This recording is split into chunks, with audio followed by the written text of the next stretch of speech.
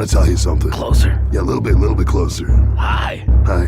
Ow! Ow! Ow! Ow! Ow! Don't you ever with me and alcohol. Got it? Oh, you got a problem with that, nerd? I'll throw a fireball in your face, because I'm a wizard. So they were able to get him to the hospital in time. Yes, he's in the intensive care ward at Our Lady of the Worthless Nerve.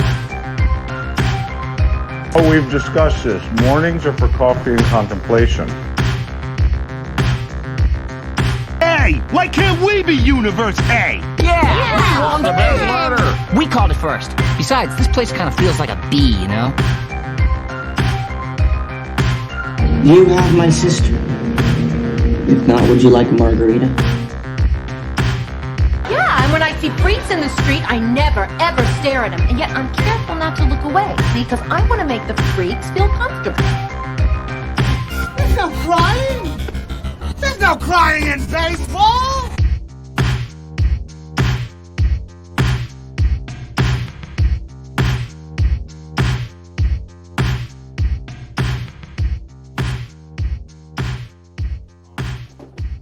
You're listening to Comic Can Coozie, your weekly podcast for all your geeky garbage, kitschy comedy, and nerdy news. I'm Cole. Oh, this is it.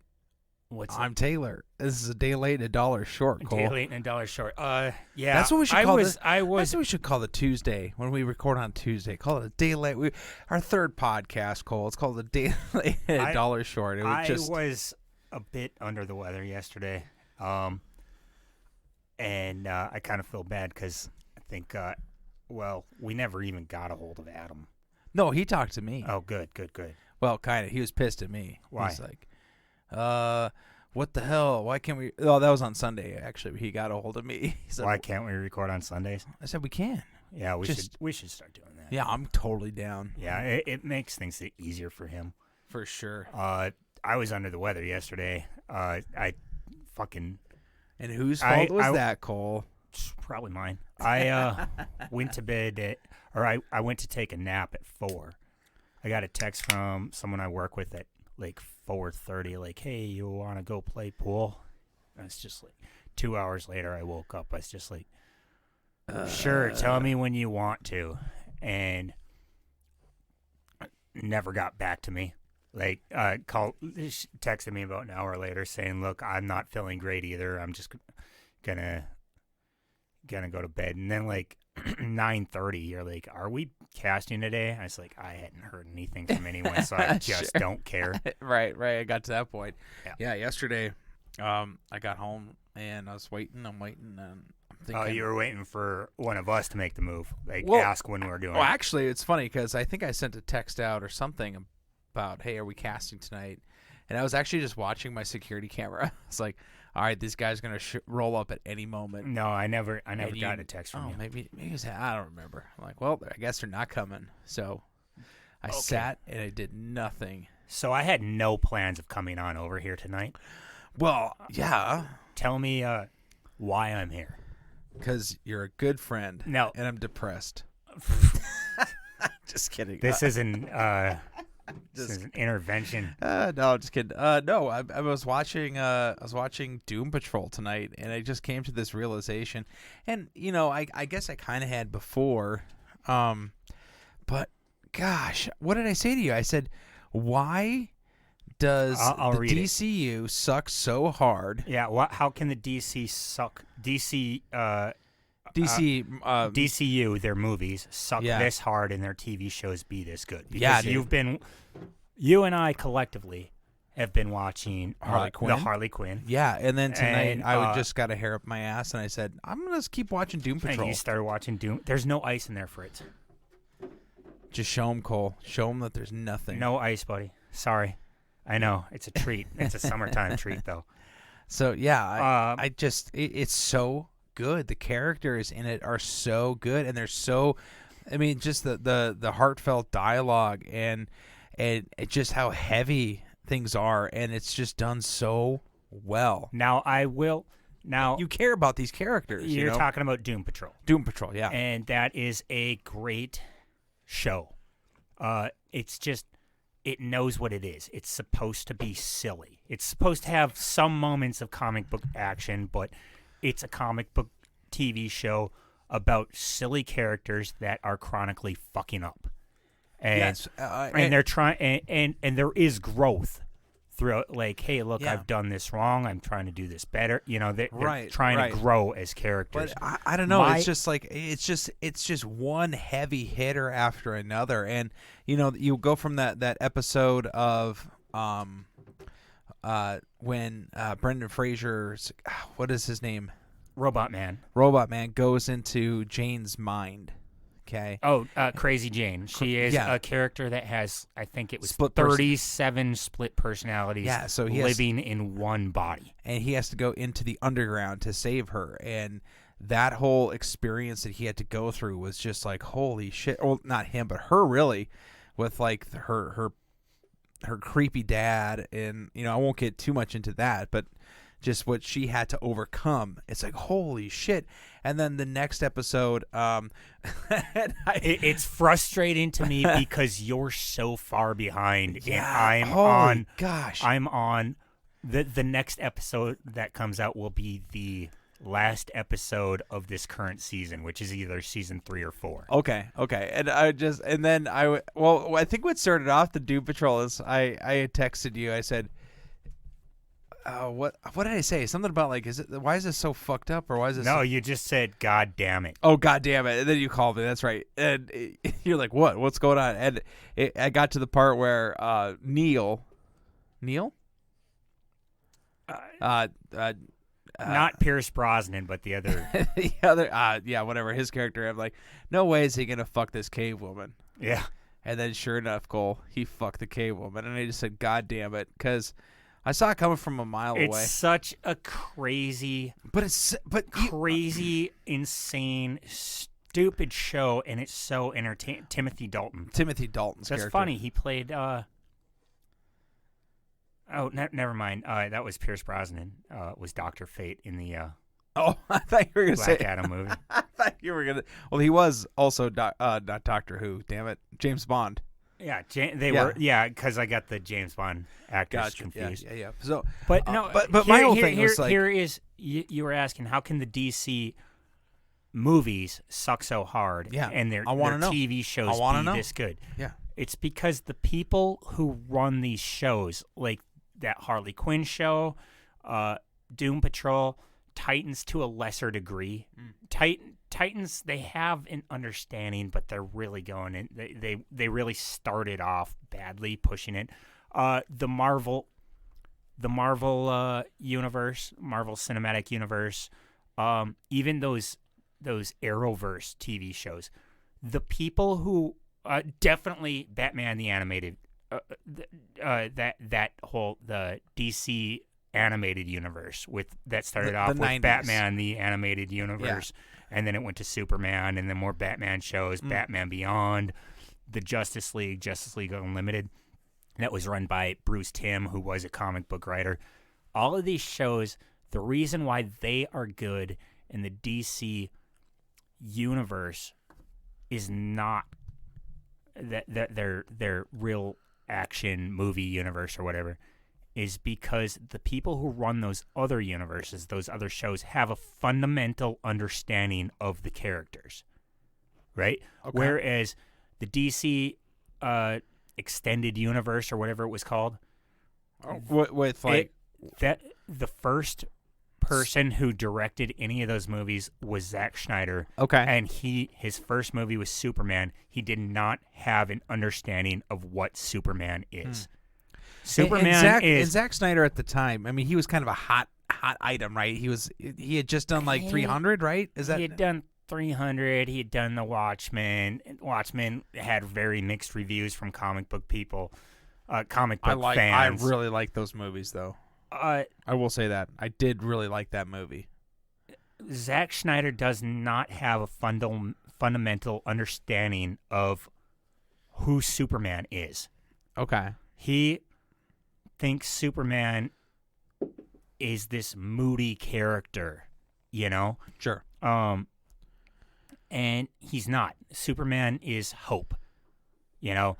The Yeah, Flash, I would agree. the Flash, even more so is hope, but the S on his chest, it looks like an S to Americans or Earthlings or whatever, right? mhm. But on the planet that he comes from, it's the symbol for his family and his the L family, and the L family was always hope. You know? Yeah. And Zack Snyder doesn't understand that.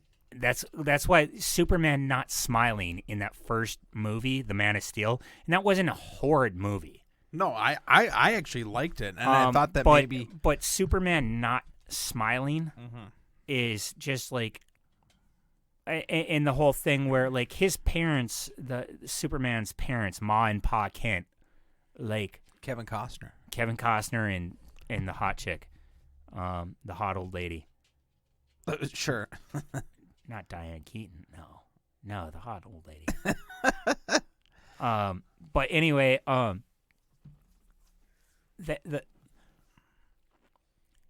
they imbued him with a goodness, you know. Yeah. And in this movie, when Kevin Costner's Pa Kent is telling Clark, well, maybe you should have let him die. Like it's not who Superman is. He doesn't have an understanding of what Superman is, or that he's a good person just because he was raised to be that way. Sure. You know, he's supposed to hide his powers when he can, but he's supposed to always help people. You know, he was raised to always help, but you know, also be a little cautious. You know, because his when you say you should have let him die, was that the kids in the bus, right? Yeah. Well, Kevin Costner later went to be on a ranch. And the other thing too was that like when he's like, "Oh, don't save me," you know, in the comic books, Pa Kent dies of like a heart attack or cancer or something, right? And Superman is just like, oh shit, I have all this power. I can do all these miraculous things, but I couldn't stop a heart attack. You know what I mean? Like, kind of humbled him in a way. Yeah, it kind of made him like, well, you know, I can do these amazing things. I can help these people, but there are certain things that are out of my control. Yeah. Whereas in the movie, it was like, it's a tornado. I let my dad die in front of me. Now I have this fucking guilt. You know? Yeah. Zack Snyder does not have a fundamental understanding of who Superman is. Okay. And then when he did the Superman versus Batman, he didn't have an understanding of what Batman is either. He's like, oh, Batman's just a total badass. Like, you know, like he always fucks up people and like cripples them, and it's like, yeah, Batman does. Like that was one of the kind of cool things about that new Batman movie with Robert Pattinson.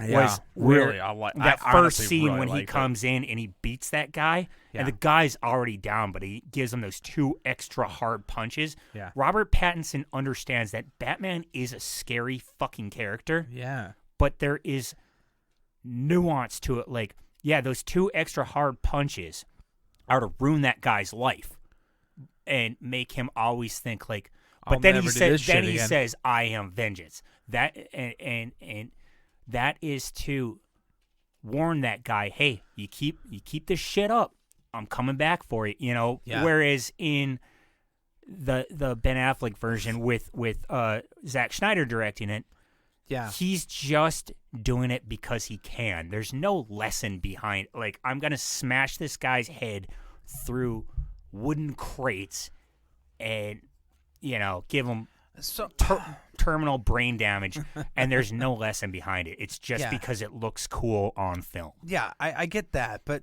so my question is, like, you had all these basement dwellers, if you will, calling for the Schneider cut a while ago, you know, a few years back, and made a big stink about it. What are your thoughts on that? Like, I didn't give a shit about the Batman verse. I did watch it and I fucking hated it. I'll be honest. Did the Snyder cut make it any better? In your opinion? I never watched the Batman versus Superman version of the Snyder cut version. Wait, because was there a Batman? I did watch the Justice League Snyder cut.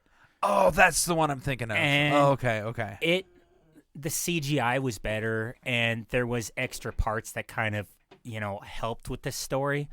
But the fact that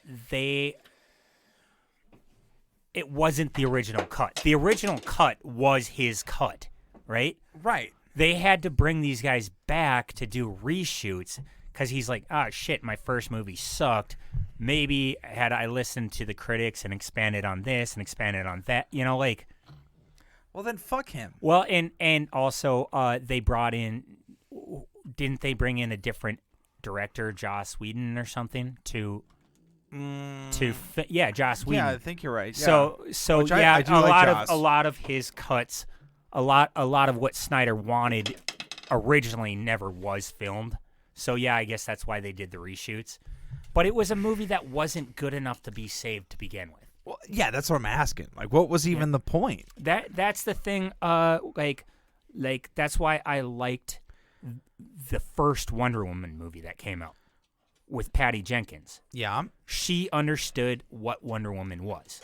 Yeah, she had made her mom upset in a way where she's cast off of her island because she wanted to go and check out man's world. Right. She was sympathetic to men but curious. Yeah. About going and checking out their world. And it didn't necessarily mean she liked them anymore, but it also meant, the consequences of her actions. Her mom was like, I'm not mad, I'm disappointed. You have to leave the island. This is your punishment. Yeah. And so Wonder Woman is a character that has sympathy for other people. Patty Jenkins knew that. She also has this curiosity about this other world that she's never seen, so she wanted to leave her island. She did not think that the consequences of her actions were going to get her banished from Themyscira, right? Patty Jenkins had a fundamental understanding of Wonder Woman. There was some shitty CGI. Other than that, it was a good movie. Here's the my problem deal. with the sequel to that movie Yeah. was it was the same director, studio interference. Okay. See, now I can get behind. I don't necessarily care if there's shitty CGI.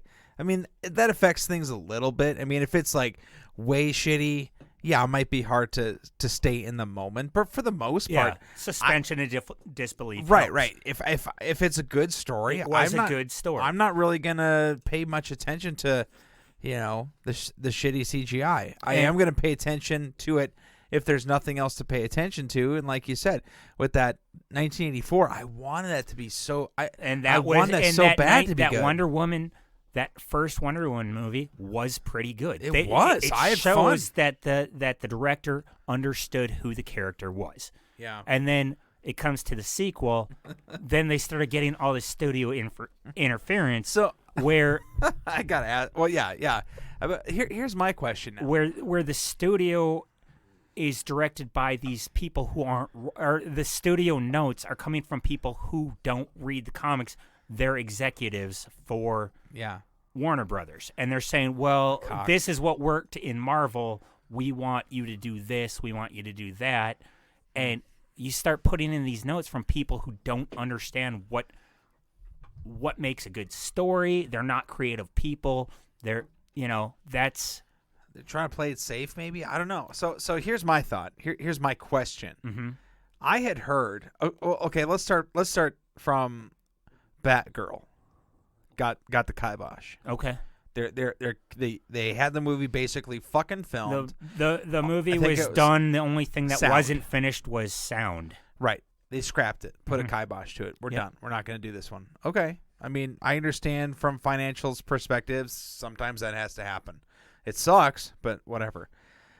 Now to hear that this Ezra Miller piece of shit. This Flash movie. Well, not the Flash movie, yes, but starring Ezra Miller, the piece of shit. Yeah, and that they were thinking about going back in and replacing Ezra with Elliot Page, and I just don't understand it. I don't understand at this point in the venture. Like, you're able just to scrap a movie like Batgirl that's completely done.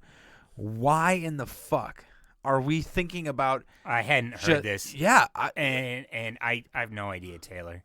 I just don't understand. Just scrap the fucking movie at this point. You know what I mean? I would say so. And listen, I'm not. I don't want to make it sound like unless this Flash movie is so essential to keeping old parts of the DC movies. I think we moved on. I think we as a society have moved on. I think we just need to stop. I think that Blue Beetle movie, instead of being the second to last DCU movie, they should just make it the first movie of the next thing. Yeah, for sure. And listen, I have nothing against Elliot Page and wanting to cast him as the actor. Fine, go for it. But don't retcon it. You know what I mean? Like that just pisses me off because it's. I never did see. What was that guy? Maybe you probably saw it because you're more into like watching the Netflix movies. That Chris D'Elia movie or Chris D'Elia? Oh yeah. And they replaced him with the that zombie one. Was it okay or it was a good movie? Could you tell? Not really. Okay. I did like what? Who did they replace Chris D'Elia with Tig Notaro? Yeah, and I remember seeing or hearing an interview with her and Dave Bautista.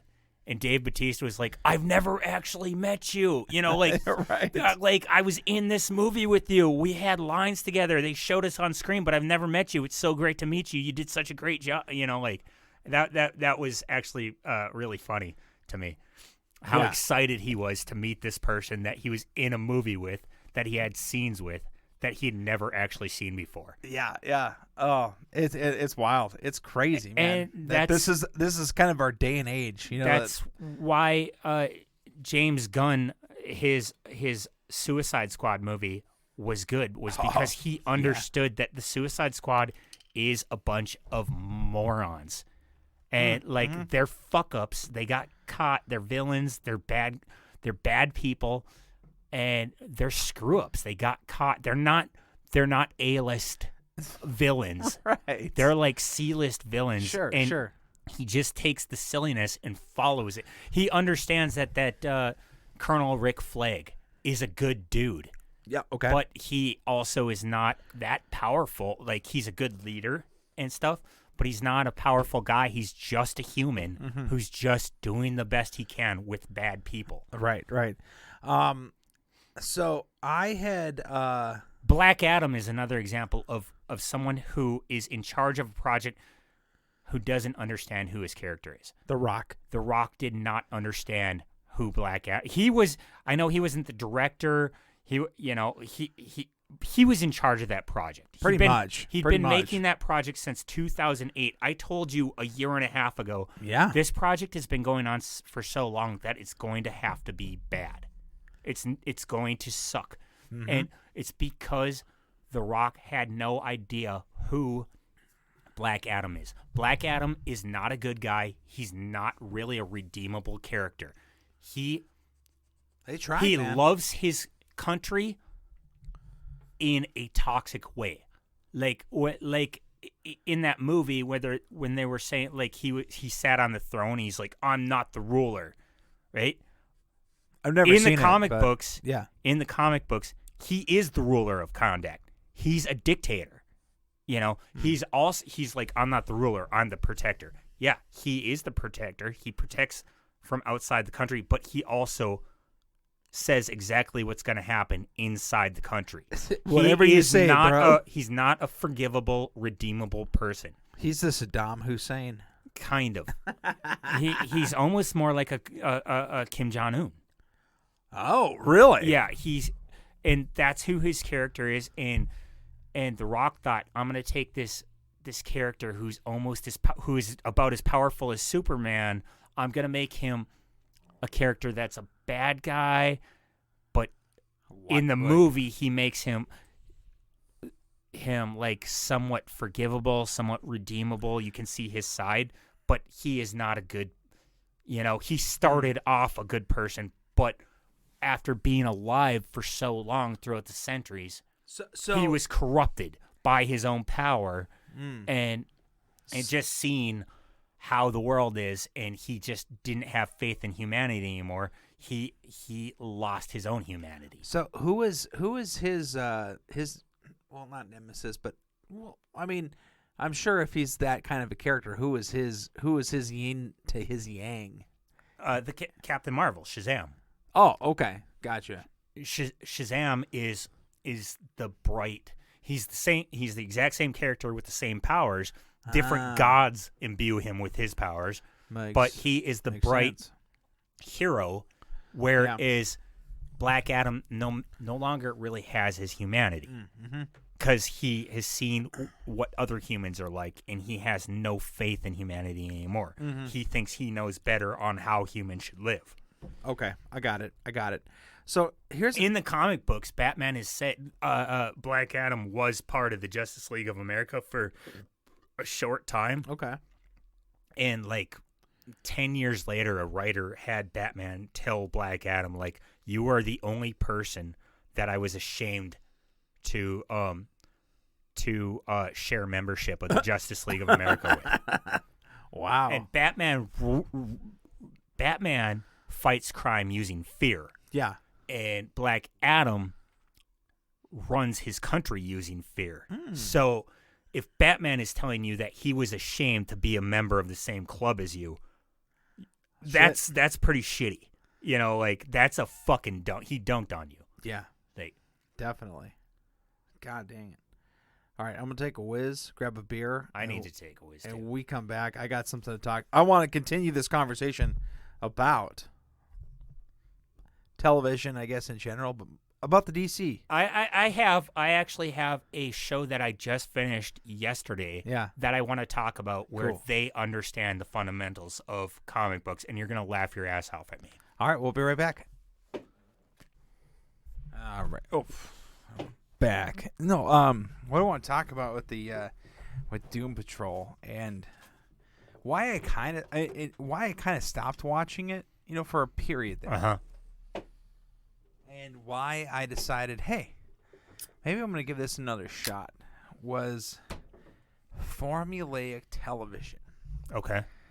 I don't like formulaic television. All right. And what that is to me is, and that's probably why I didn't really care much for The Flash or Green Arrow so much, is you have this underlying story for the season, and we're going to advance the story a little bit further every episode. Have a self-contained episode, move along. And it's just really tough for me to get into television like that. So that's kind of why I stepped away from Doom Patrol for a little bit. It just bores me. But jumping back into tonight, one thing I noticed, further in this show that you get along, the crazier each episode is. Right, but the thing that I liked was, okay, so the episode where Brendan Fraser, Robot Man, goes into the underground, okay? Okay. They come out of the underground, and they're like, what the hell happened here? And that was at the end of the episode, and Cyborg and what's the flabby lady? Oh, Elastigirl. Elastigirl. That's not what they really call her right until the third season. Sure, but they say it's a long story. The next episode is about that. It's about what happened and why things. I can get behind that. I can get behind explaining those things and just not throwing stuff away. You know. Yeah. I really like that, and that's sort of what jump-started me back into it, and why I'm kind of excited to continue on now with Doom Patrol, and I'll probably finish this series by the end of the week, probably, because I'm just liking it that much, you know? Yeah. It's such an odd show. It really is. They wrote... There was... have you finished the first season or not? No. Okay, here, then I can show you where I'm tell you. But yeah, go on here. Well, okay, I will tell you. I won't tell you which one. They wrote a character off. Really? Okay. And he was kind of a big deal character in the first season. And then in the second season, he left, and the explanation for why was, he went to voice a different character in a cartoon. Oh, okay. And that's what he actually did. That's what the actor actually did. Interesting. And they just straight up told you the reason this character's not back is because he's on a different show, on a different DC show. Crazy. On on a second-rate streaming service, and they were talking about DC's streaming service that didn't survive. Yeah, okay. So, yeah, I've got 4 episodes left now in the first season. So that one is so fucking ridiculous. These ones are so fucking ridiculous. Flex Patrol, I love it. I love that each one ends in Patrol too. It's great. Love it. When you're talking about a formulaic series that I really did like, and you're gonna laugh at me, it's such a. All right, Taylor had to pause. It's basically a teenage melodrama, but it is a great show with very well-rounded characters, and it is very formulaic, at least for the first 2 seasons. It only got 3 seasons. Which show? Stargirl. Stargirl. Yeah, it's they just did their 3rd season. They thought they were going to get more seasons and stuff, but then they found out halfway through the 3rd season that this would be the last one. They wrapped it up with such a nice bow, and these are writers that really understood who this character was. She's very much like a Superman sort of character. She looks for the good in everybody. She doesn't always find it, but when she's wrong, she admits she's, you know what I mean? Like, and what network did this one air on? This one started off on the DC streaming service, and then it went to HBO Max, and then the last season was on the CW. Oh, really? Yeah, and they really understood who these characters, not just her, but the other characters, who they were, and it was the best not the Justice League, but it was the best representation of the Justice Society of America in any live-action TV form. It was such a good show. And there's this one character, Our Man. He can use this thing that'll give him power for 1 hour at a time, but he's an extremely angry person. And good guy? He is a good guy, but he's extremely angry. And that's who he is in the comics. They translated that very well to the show. And he has this big problem with Solomon Grundy, you know? And kind of by the end, he's like, okay, I get it. Like Stargirl is rubbing off on him. I get that, you know, like Solomon Grundy doesn't know any better. He's basically a mindless beast. He does what he's, you know, like he can, these characters can understand and see the flaws. Like a lot of times you're watching a movie or a TV show and you're like, all they would have to do is say like, well, you're misunderstanding what I'm doing, and the problem would be solved, right? Right. And this TV show kind of does that. It's so people just talk about their feelings. Yeah, but there are great comic action scenes. There are, you know, and it's a very fun, stupid, silly show. You know, like, hey, I love it. I mean, I like that. There is character growth, and it's not just like that was the one thing about the Flash TV series. It's like, I'm Barry Allen. I was the Flash. It's like every fucking season was, I'm not quite as fast as I should be. Right. Like, and that's his whole growth is, I got faster this season. Good for him. I got faster this season. And that's sort of like... It was so fucking boring. Right. It got to that point. And that's sort of the same with... I harken back to like Dragon Ball Z. And all the Dragon Balls, really. Yeah. That's essentially what it was. It's just like, hey, I'm more powerful now. I loved it. Yeah, it's fine. It's fun. I loved it. It's funny. It's stupid. It's just... But it does get to be the same over and over. And, you know, like... For sure. I don't know. I enjoy some characters like in Doom Patrol. They got a little bit of trauma, a little bit of baggage. That's and they got the most. they have the most. Yeah, they gotta figure their shit out, man. And I kind of like that they're just doing that, just figuring out their lives. Yeah, it's great. It's such a dumb show. Yeah, God damn it, do I love it? It's good. It's really good. So you said you watched a show this week, Cole?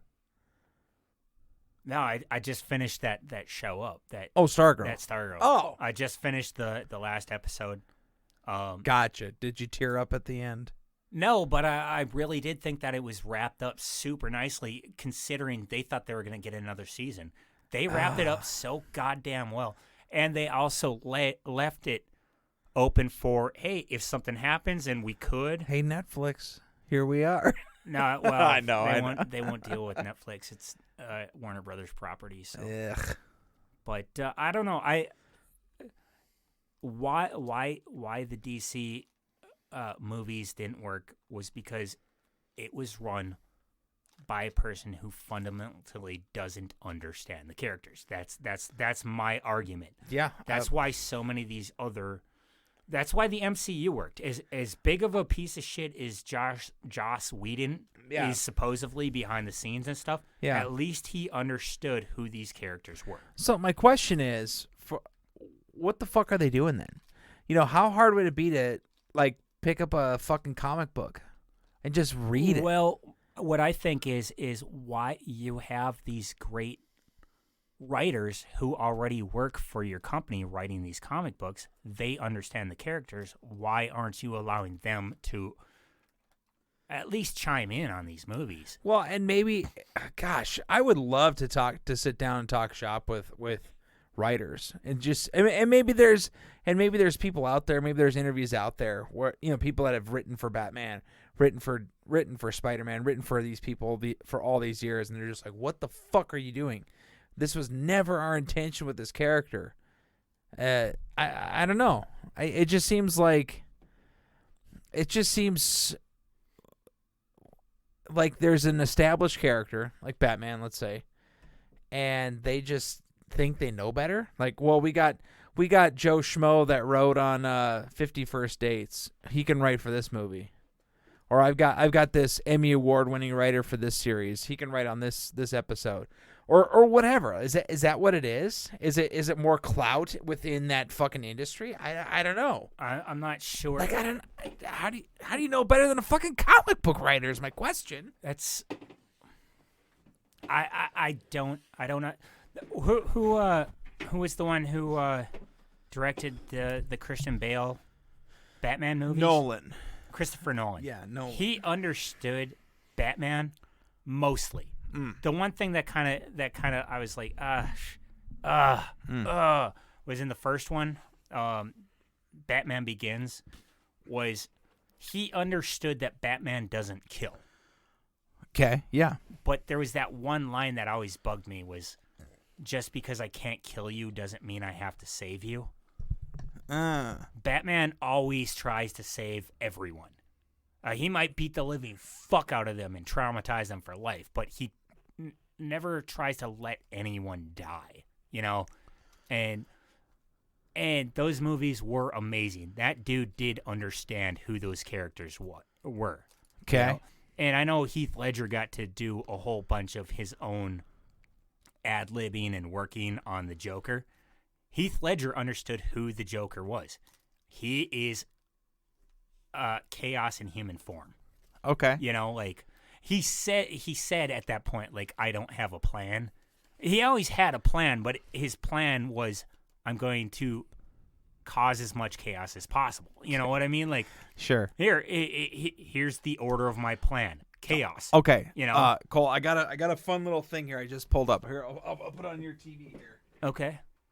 I don't know why that wasn't on to begin with. I'm so Dick. sorry. I'm so sorry. Don't read too far into this. I just want to show you these. This is a comic book director. Okay. I'm gonna give you these first few movies here. I see Road Trip, Old School. I never watched Starsky and Hutch. I watched School for Scoundrels once. Okay. Borat once. So The Hangover sucked. Oh, there you go. Due Now- Date wasn't great. Now it's on your TV. Okay. Okay. I want you to look at. So this guy, particular person directed Road Trip, Old School, Starsky and Hutch, School for Scoundrels. Mm-hmm. He was involved with Borat. Looks like he was a writer. He worked on the story. Mm-hmm. Due Date, Hangover 1, 2, War Dogs. All right. Which director or what movie did this guy direct?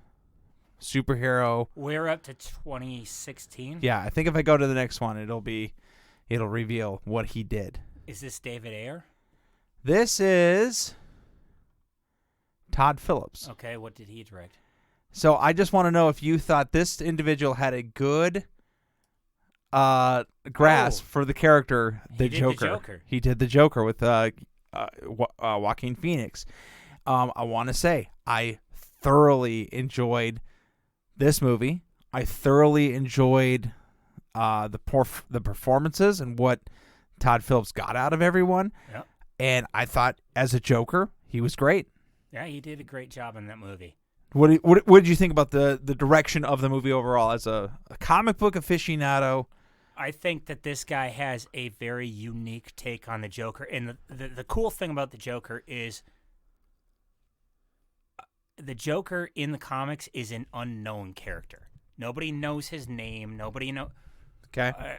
Well, apparently they do now, but when this movie was, and in that movie, he got a name and stuff. Sure. He kind of had to, but like, you can do any origin story on the Joker. Drop him in a vat of Drop him in a vat of acid. Because the Joker has either he knows his own origin story, and he just never tells you what it is, or he doesn't know his origin story and he keeps telling you what he thinks it is.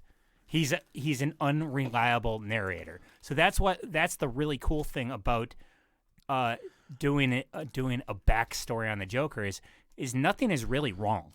Yeah. Harley Quinn one time, there was this great black and white comic with Harley Quinn where this psychiatrist found a file on the Joker, and they're like, "Oh my God, this makes so much sense. The Joker's not really insane. He actually plans everything out." And they find this file, and they get to the end of reading it, and Harley Quinn kind of surmises what the whole thing was, right? And the psychiatrist looks at Harley Quinn and says, "How did you know that?" She goes, "Idiot, I wrote it. Don't you remember?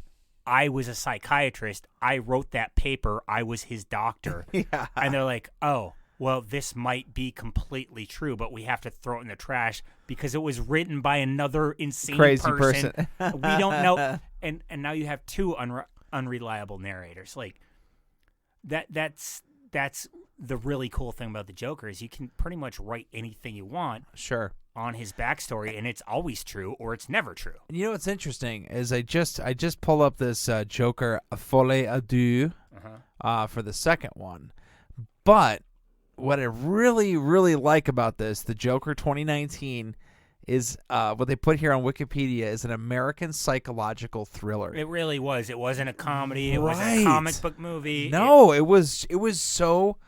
I don't know. I really, really liked it. I thought for what it was, and like you said, I like the idea that Joker could be kind of anybody, Mm-hmm. But it was cool. And in the comics, what I really think is fun about him is his explanation of the Batman that you're only one bad day away from being me. Where he doesn't realize that the Batman's already had that bad day. Yeah. He was Bruce Wayne, and he did go insane. He's the Batman. Yeah. He's a fucking lunatic who became a ninja dressed as a bat that fights.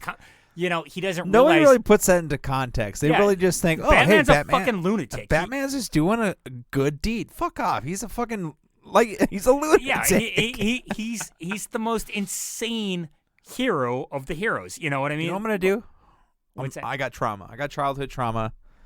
I'm gonna go train at our friend Josh's studio. He's gonna be Ra's al Ghul. You get through a week. And then I'm just gonna go around to the bars in town, Cole, just dressed as a bat. No, more like a tortoise. Okay. Makes sense. Or maybe I've called you slow in more ways than one. But I don't know. I am the tortoise. Oh my! I am vengeance. No, but what the Joker when he says that to Batman is like, you're just one bad day away from being me. Yeah. Is that the Joker doesn't understand? Bruce Wayne has already had that bad. He's had that bad day a few times. He had that when his parents were murdered. He had that in the very same comic where the Joker shot and paralyzed Barbara Gordon. And then a few years later when the Joker beat the second Robin to death, and he's always recovered from it. Yeah. Because he just has that mission. The mission of eliminating crime. I'm just going to take it out of the next guy. Yeah. Whereas the Joker's one bad day turned him into this murderer. Just possibly super sane person who just acts crazy and takes it out on everyone else and wants to throw everyone else into chaos. Yeah. Or he really did just get shattered psychologically. Well, we just know that he's a failed clown, an aspiring stand-up comic. In this movie. In this one, yes. Yes. So I'm kind of hoping. Here's my hope. So they say that Joker, whatever they're calling it, Folie à Deux, is coming out 2024. So next year. My hope is that, we saw Joker's origin story here in the 2019 Joker, his rise. I want to see him just be a fucking mobby, bossy kind of guy, you know what I mean? Just his doing his thing, and maybe at the end of this movie we see the emergence of a Batman. Okay. For his Joker. It could happen. There is a Bruce Wayne in this. Yeah. In this universe, there was a Thomas and Martha Wayne who got murdered. Yeah, so. I'm just hoping that there is a Batman within this universe, because I think we deserve. What was the Batman rated with Robert Pattinson? That was an R. I think it was a PG-13. I don't know. I should look, because I think we deserve as fans a rated R Batman movie, not my favorite Joker was from Gotham, the TV show Gotham. Wasn't that the kid that's the RJR commercials? Looked like him.